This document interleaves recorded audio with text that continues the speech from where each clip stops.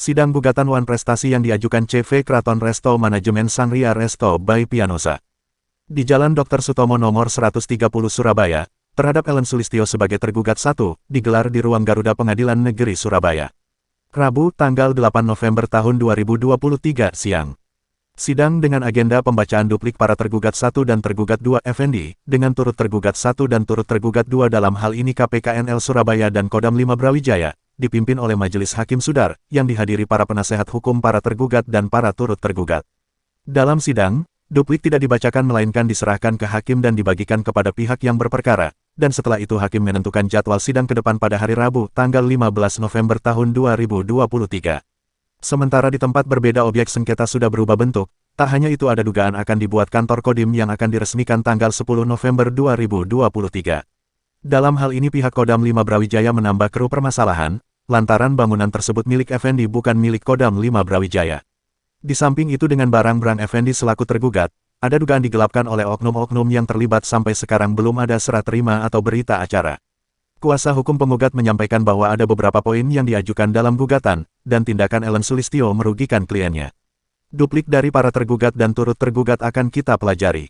Inti dari gugatan kita adalah, CV Kraton Resto dirugikan oleh saudari Ellen Sulistyo, yang mana yang bersangkutan tidak menepati janji sesuai perjanjian nomor 12 tanggal 27 Juli tahun 2022, terang Arif.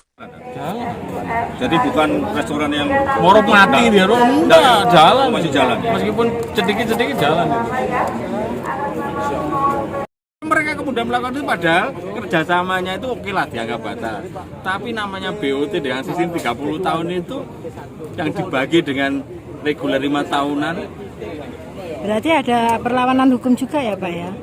Nah, itu masih dalam pembahasan kita, kan? Bagaimana cara kita bahwa sebenarnya gedung itu loh bukan asetnya Kodam, karena yang bangun gedung itu adalah klien tergugat 2. Selama ini belum ada koordinasi dengan penggantian cat? Belum ada. Nah, intinya seperti itu. Iya. Oke.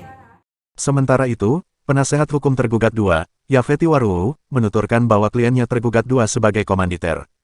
CV Kraton Resto yang diberi kuasa penuh oleh penggugat yakni Direktur CV Kraton Resto untuk bertindak dan atau sebagai Direktur CV Kraton Resto. Jadi perjanjian yang dibuat klien saya dengan saudari Ellen Sulistyo adalah perjanjian pengelolaan Sangria Resto by Pianosa, yang mana Ellen Sulistyo diberi kepercayaan untuk mengelola Sangria Resto. Ini belum kita baca ini duplik. Belum tahu ini. Oh, siapa? Ya, garis miring PN Surabaya, atas nama penggugat Bank BRI Kapas Kerampung. Dengan tergugat Diki Noverianto, dimohon memasuki dalam ruang hal sidang mengadakan sari kerjasama 1. untuk perluasan daripada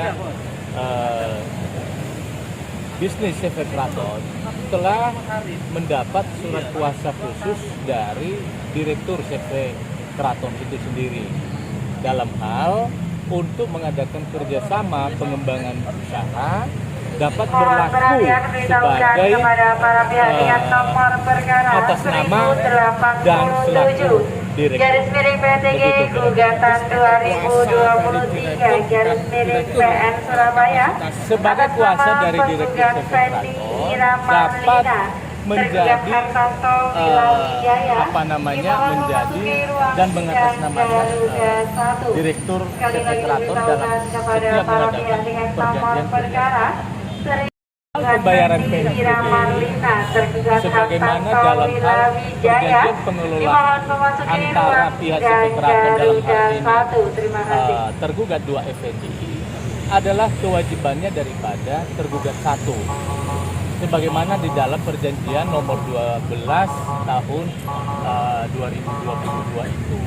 Jadi ada poin-poinnya di dalam poin 5.3 itu adalah pembayaran pajak, pembayaran listrik, pembayaran PBB dan juga pembayaran PNBP. Tanggung jawab daripada tergugat 1 melalui panggilan ditujukan kepada para pihak dengan nomor perkara 932 Di lapangan nama restoran Sangria itu sudah tidak ada dan diganti catnya seperti warna kodem apa kodam gitu agak hijau-hijau. Nah itu ini kan belum kekuatan hukum Kak. Nah, tanggapan Anda bagaimana Pak? Iya, jadi sangat disayangkan tindakan daripada Kodam untuk merubah cat restoran Sangria dari warna putih menjadi cat warna hijau, di mana tanpa ada komunikasi dengan pihak CV Keraton. Ya, jadi itu adalah dapat dikatakan bersifat melawan hukum, karena tanpa sukarela oleh pihak CV Keraton mengiyakan atau mempersilahkan. Yang kedua, mengenai plat nama atau papan nama restoran Sangria yang telah dicopot atau tidak ada, sama halnya juga. Jadi itu kan betul pelanggaran hukum yang sebenarnya, karena itu adalah belum dapat diselesaikan secara perdamaian. Sudah diupayakan, ya kan, namun belum ada kesepakatan sampai dengan akhir ini. Padahal masa kontrak masih ada ya? Ya, sedangkan perjanjian kerjasama itu berlaku sampai dengan tahun 2047. Nah, jadi perjanjian kerjasama ini yang menjadi dasar daripada pemanfaatan lahan itu, Bu. Itu kira-kira.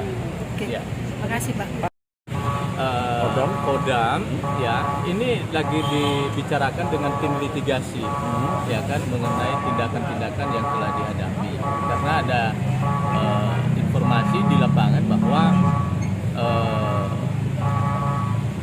restoran tersebut sudah dirusak gemboknya, bahkan diganti dengan rantai, sudah dipagarin, ya kan, dan juga pagarnya diganti dengan rantai, sehingga pihak CV Keraton tidak bisa masuk ke dalam.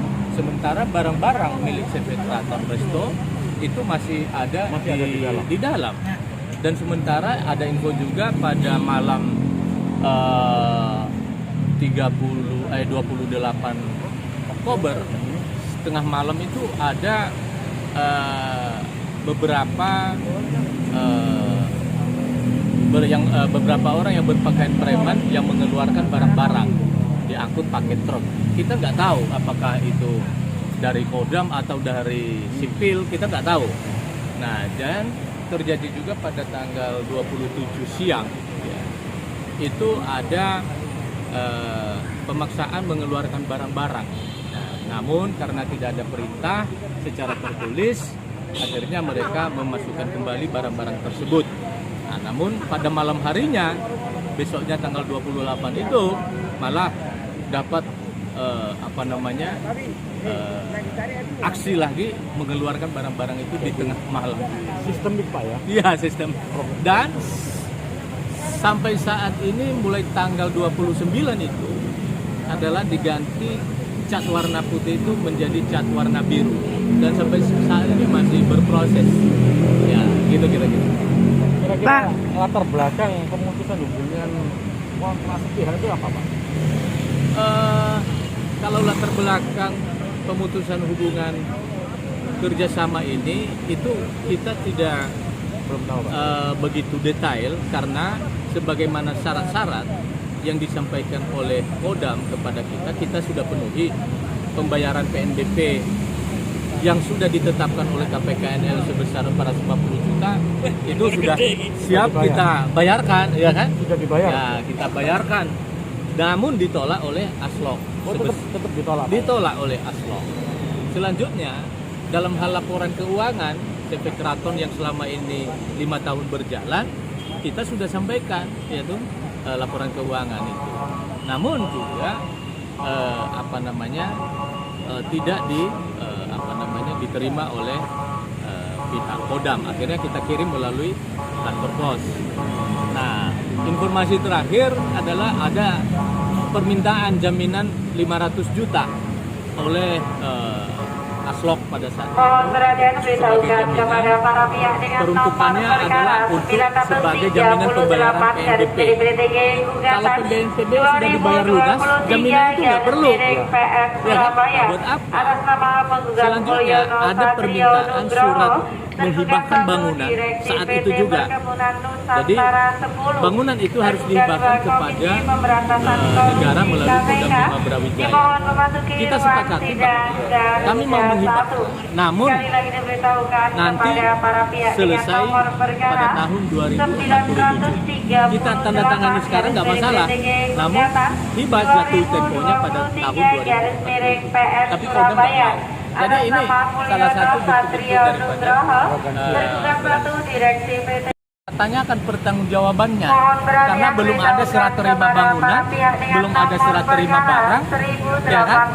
Namun sudah memasuki pekarangan dengan merusak gembok. Nah itu kan pelanggaran hukum. Sementara pihak kuasa hukum turut tergugat dua ketika dikonfirmasi enggan menjawab.